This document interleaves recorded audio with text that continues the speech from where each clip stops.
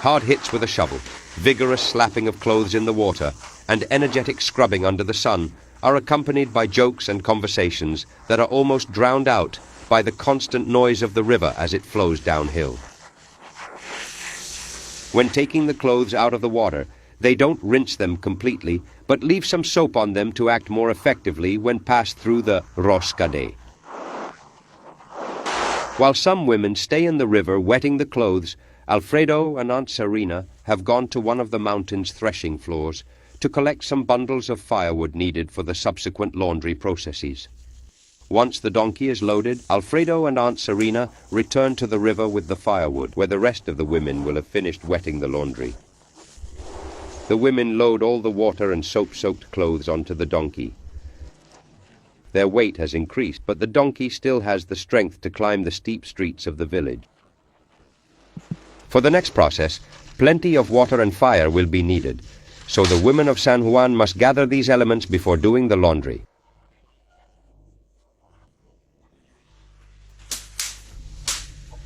To do the laundry, the women have gathered in the kitchen of one of the houses.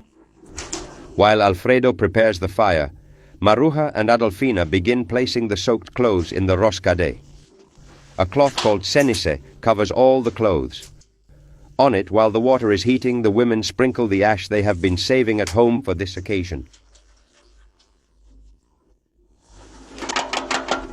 The time has come to do the laundry. While some women prepare the meal, Maruja begins pouring hot water over the ash using a chamber pot. The water absorbs the flavor of the ash and slowly penetrates the soap-soaked fabrics. While the women were eating, the water slowly drained through the whole of the roscade and was collected in the tub. But now, this hot water, which has taken on the flavor of the ash and the soap from the clothes, has turned into lesiva, a powerful cleaning product. For approximately 3 hours, they will continue passing the hot lesiva from the cauldron to the ash and from the bucket back to the cauldron, enriching it in this process. One of the uses for lesiva was to scrub the dishes. On laundry day, they took advantage of the opportunity to thoroughly clean all the ceramic, glass, wood, and metal pieces in the house. The lesiva is now taking on that reddish color that indicates the process of doing the laundry is nearing its end. The kitchen atmosphere becomes filled with that clean scent left by this liquid. Although the leftover lesiva was stored in containers to be used in cleaning and personal hygiene, Josefina prefers this laundry moment to wash her hair. The process of doing the laundry is now complete. Throughout the night, the women of San Juan will let the lesiva continue filtering through the clothes until it is fully collected in the bucket with all its cleaning power. The women begin the second day of laundry by collecting in buckets or tubs the lesiva they will use to wash the shepherd's clothes and wool. The ash from the laundry is a good fertilizer for the garden, which these women have never wasted. This goes to the garden. Come on, pour it here. Later, if there's time, we'll plant with that. If not, it'll wait until spring, of course. Serena and Maruja start taking the clothes out of the roscade to bring them down to the Cinqueta River again. On the first trip, Maruja carries the copper cauldron on her shoulder and Adolfina takes down the bench and the headboard. The wooden tubs and iron tripods to place the cauldron over the fire have been loaded onto the donkey.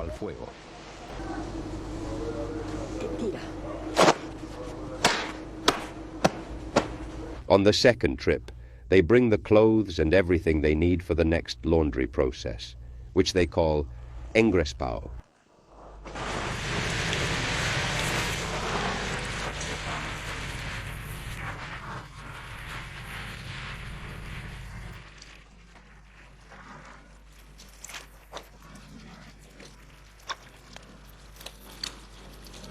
Near the river, these women from San Juan de Plan prepare the wooden tubs on one side, well braced on the stones, and on the other side, the bonfire with the cauldron to heat the water. It must have already been collected. We'll grab it from the tower. Now they must have made one more.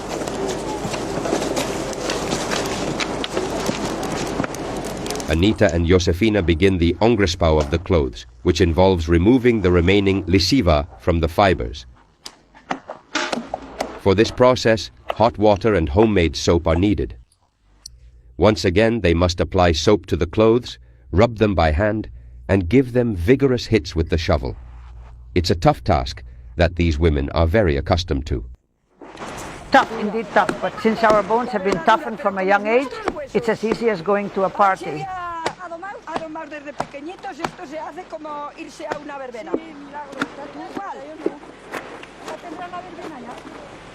Like going to a dance with the violin and the guitar? Exactly, just the same.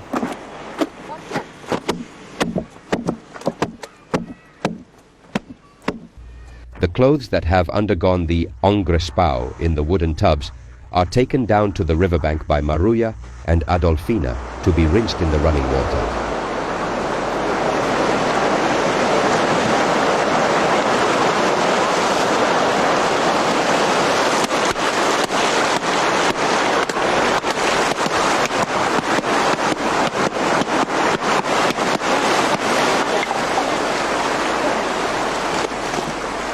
At the river, the hits with the shovel and the beating of the garments in the water happen once again.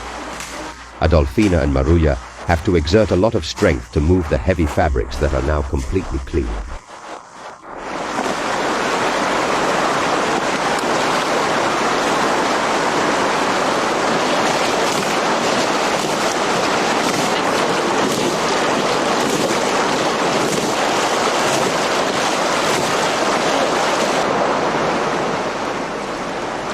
When the garments are well rinsed, they wring them out to remove as much water as possible, so they take less time to dry.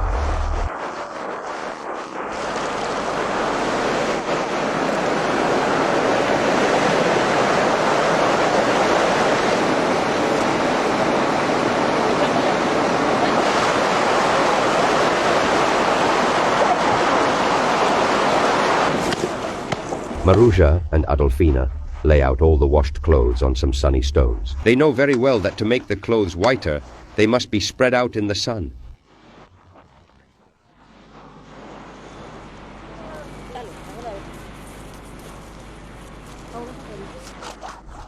Despite the toughness of this work, Aunt Serena has enough energy to recall jotas and ballads related to laundry. I have 14 shirts and 15 with the thin one. Whoever marries me won't lack for laundry. Yes, take it easy. They must come all at once. I cross rivers, I cross bridges, always washing at the center. The beauty of your face, the water, takes it away. Look how nice.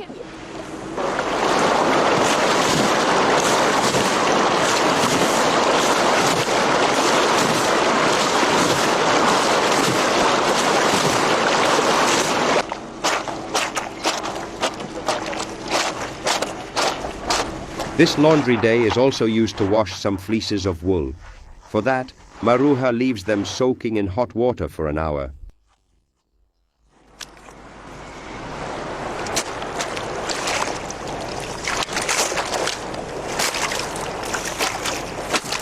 This indeed is cotton with hemp.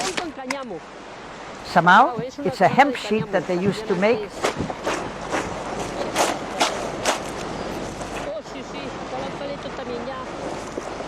Because it has so much hemp. Well, hemp is good for it because it's still not completely white. The hemp still has impurities. In the laundry, the women of San Juan wash all kinds of garments, including those with more delicate colors than the fabric itself.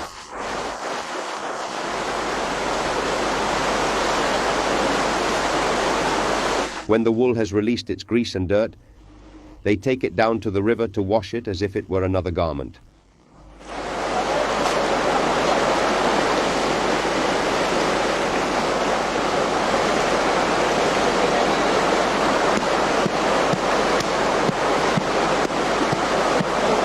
Now all the clothes have undergone engrespau and been rinsed. From this moment on, the sun will do the rest of the work. It's just a matter of waiting. After eating, and with the laundry finished, they gather all the tools they used. Anita uses the cleaning power of the ashes from the bonfire to clean the soot from the cauldron. Once again, the donkey has to work, carrying the wooden tubs, tripods, and leftover firewood back up to the house.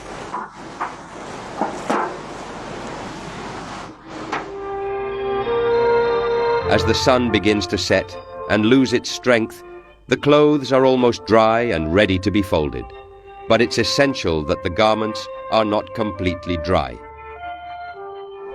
The household laundry is now completely clean. Until very few years ago, this was the only way the inhabitants of the Chistau Valley and other Pyrenean areas had to clean in spring all the clothes that had gotten dirty during the winter, and, in autumn, those used in summer farm work.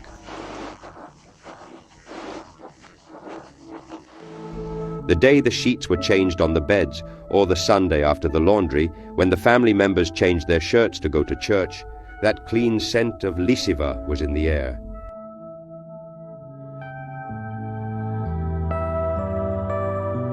These images have already disappeared from the banks of our rivers. How many secrets, jokes, and ballads told on their banks have been carried away by the murmur of the waters in their tortuous flow, only to die out, pushed by the new society that is emerging.